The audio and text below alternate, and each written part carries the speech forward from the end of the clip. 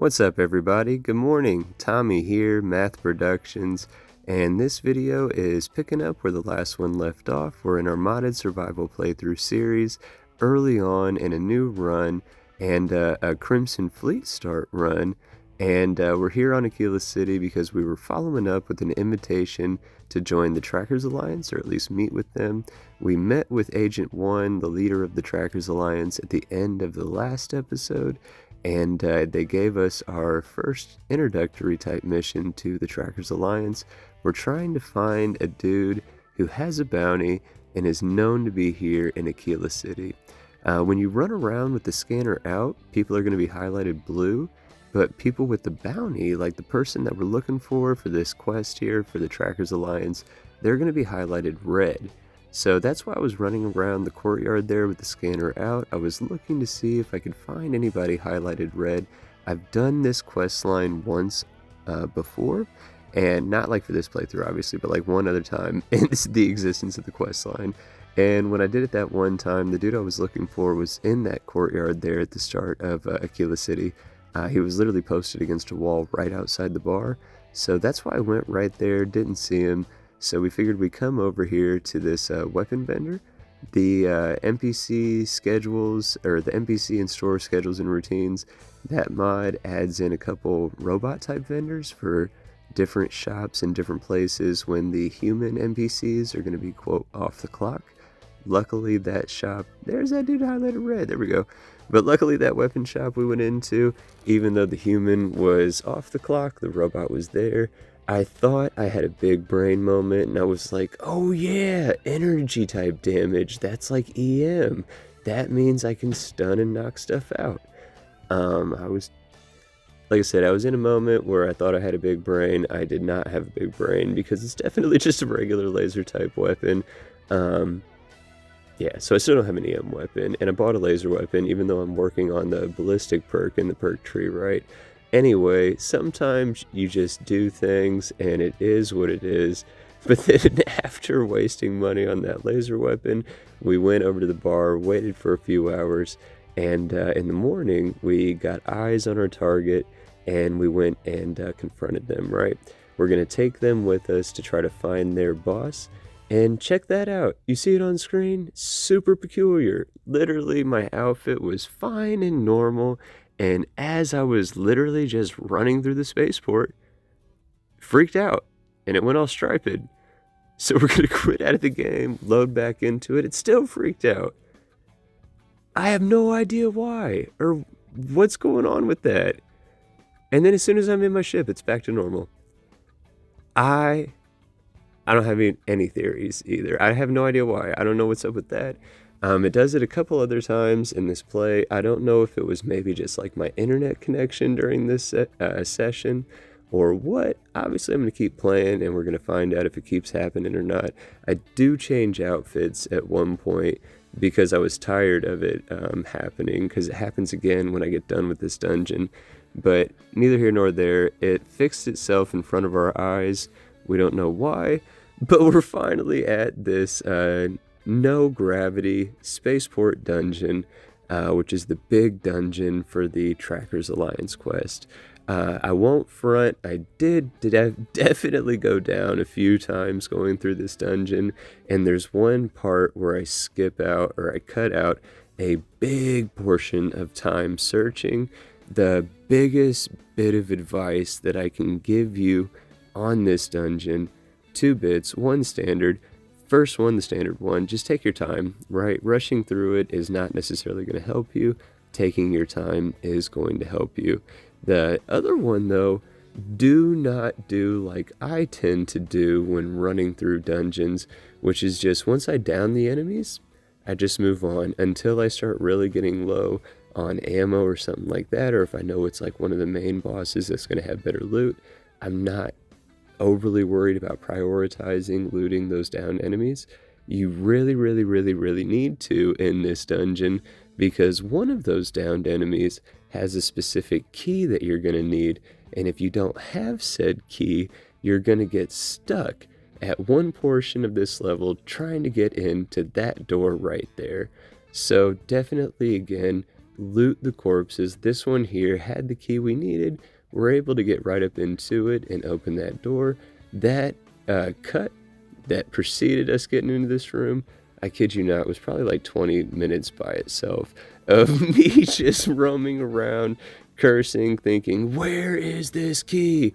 And so I kept my scanner out and I was looking for the blue outline of the downed enemies. I finally found the right one and was able to continue on with the quest.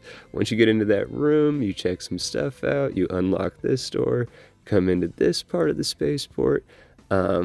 It's a cool level. I'm not a fan of the no gravity, anti-gravity, zero gravity, whatever type of gravity it is where you're floating around like that. I'm not a huge fan of it, probably because I don't really have the skills at this point to really maximize my maneuverability or anything like that in this sort of atmosphere, right, or environment, whatever, these circumstances. Low level, no perks, just floating at the whims of whatever force exerts some sort of energy towards me, right? Like every time I shoot the gun, start shooting or pushing myself further back. You can kind of use it to your advantage if you use the boost pack and potentially weapons to kind of give yourself a boost in and out of cover, danger, whatever. But it's just not my thing. I would much rather have feet on the ground and not be floating in the air, right? But eventually you get through to get the key to get into this spaceship.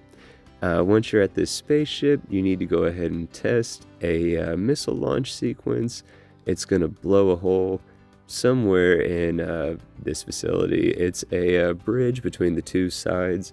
I call it a bridge. It's not really a bridge. It's like a tunnel, I guess. But you pop up in here, and instead of going across to the other side, there's two new enemies now. One of these enemies, pretty tricky. He took me out a couple times. Finally figured out a way to get a better position. Yeah, where we can use cover. Always use your environment in combat. It'll definitely be a benefit for you. Finally get that dude down, though. I don't know where his body went. I was sure he had something good. Either way, though, this is getting closer to the end of the dungeon. We make it through that smoke, work our way down. There's a couple more enemies. These last two, definitely pretty strong with their weapons, so be wary of them. For some reason, this Eon that we have is amazing, especially with the white hot rounds. But it makes quick work of these bad guys so far in the early goings of the game.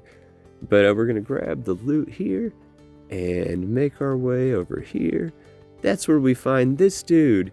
The game so far has set this up that this is the main boss that has this bounty that we're trying to track down. And this is also the moment of the big reveal that we have been played this entire quest. If Roach was a better tracker, maybe we could have avoided all this and just held on to the dude that we found in Akila City, because that's actually the boss, not this dude that the boss takes you to. That's a patsy, and the boss kind of taunts you in that moment, lets you know there is some cool gear that you can go ahead and grab out of that final loot chest, and then you get this banged up, beat up spaceship in exchange for the decoy ship that you guys originally took to this space station. The boss dude who played you keeps that decoy ship for themselves, and you're left with that beat up junker. But that's it for the dungeon of the quest, and you make your way back to Akila City, back to the Trackers Alliance HQ, so that way you can go and let Agent No1 know what happened. There's a couple different ways you can handle letting Agent No1 know what happened. I ripped the band-aid off, said it was a trap. I'm not going to fully throw Roach under the bus. They do have you pick a name. Not huge on a lot of these, so I went with Shadow. It was the coolest one I thought at the moment. But yeah, that's it for the Trackers Alliance quest at this portion. We can now access Trackers Alliance missions. We can build Trackers Alliance mission terminals at our outposts even when we get to that point. And the Trackers Alliance is now done. So what we're probably going to do next here, we're going to get out to our hideaway in Nesoi, or on Nesoi in the Olympus system.